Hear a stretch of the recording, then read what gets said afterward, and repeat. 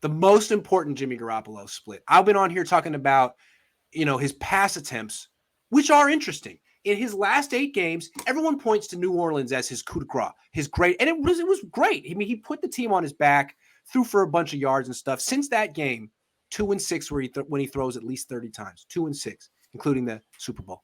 That's stark, but it's not as stark as the stat you're going to tell us right now is coach. No.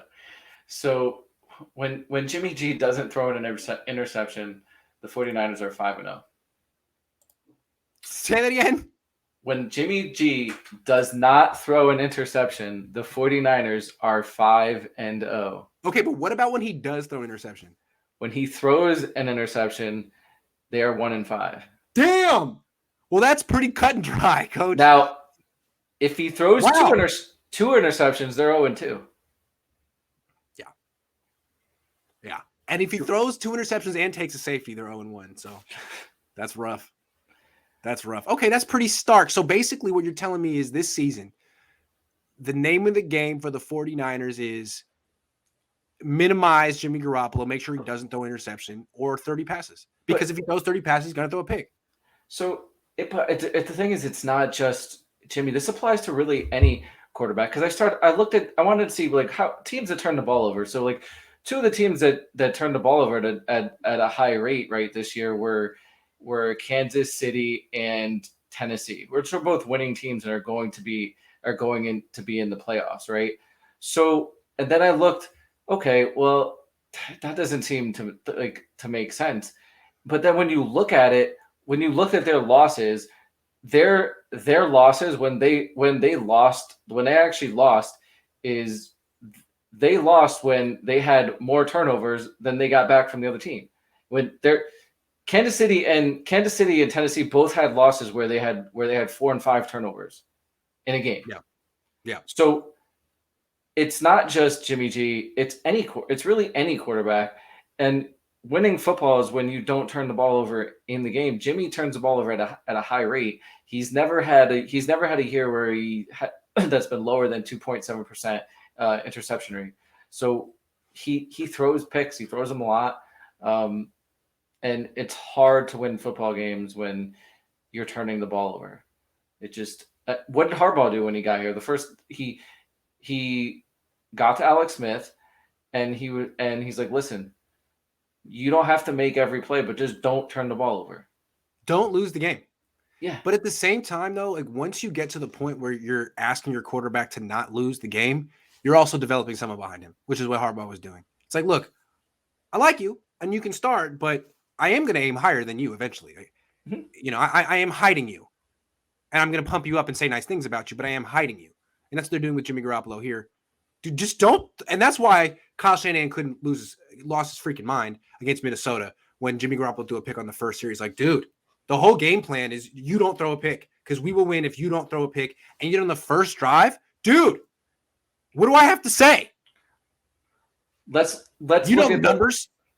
Let's look at the last game, for instance. If Jimmy Garoppolo doesn't throw 2 picks, do they lose to Seattle? Probably not. Probably not. Probably not.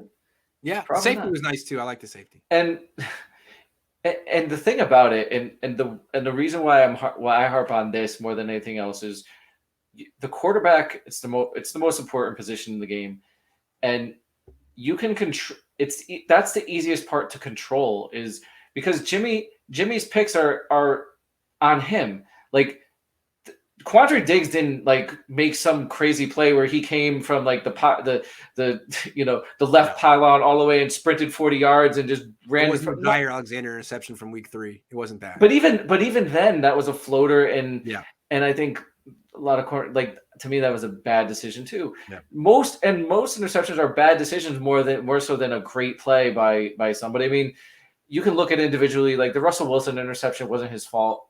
We thought also that the guy didn't make the catch, bounced off.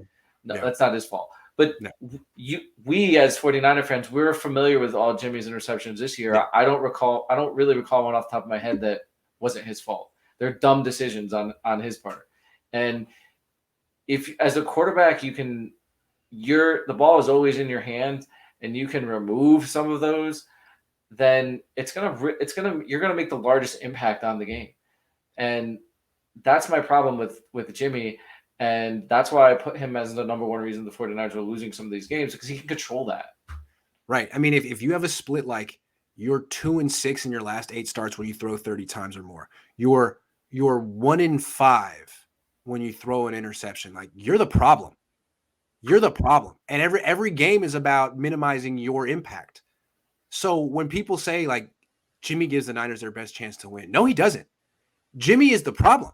And his success, his numbers, his efficiency is all a function of Debo, Kittle, the run game. I mean, really, the reason that Debo had to go from wide receiver to running back is because at wide receiver, he's limited by Jimmy, where Jimmy can throw. Jimmy's penchant to throw picks. I mean, all of that. So, yeah, I'm not seeing a guy who's got this winning formula. It seems to me he can be part of a winning team as long as you don't use him too much. Yeah. As long as he's basically given the Mac Jones treatment from last night. Yeah, you know, like that old school saying when they're like, "Oh, there's only 3 things that happen when you pass play. 2 of them are when you throw the ball. 2 of them are bad." Like that's it's like there's only Jimmy. Yeah, that's Jimmy. Whoever heard of that was like predicting the Jimmy Garoppolo experience. Ryan 49er1 says, "I had a dream the Niners played a game at 85% full strength. LOL." They're pretty healthy. No, not. Sit Debo one more week. If you look around the league, there is a lot of everyone's hurt in December.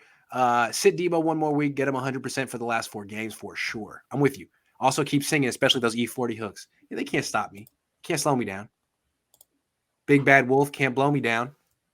Aloha, Grant. We need to let Scangarello and the special team coordinator walk already. Also, what about Palmer for quarterback coach?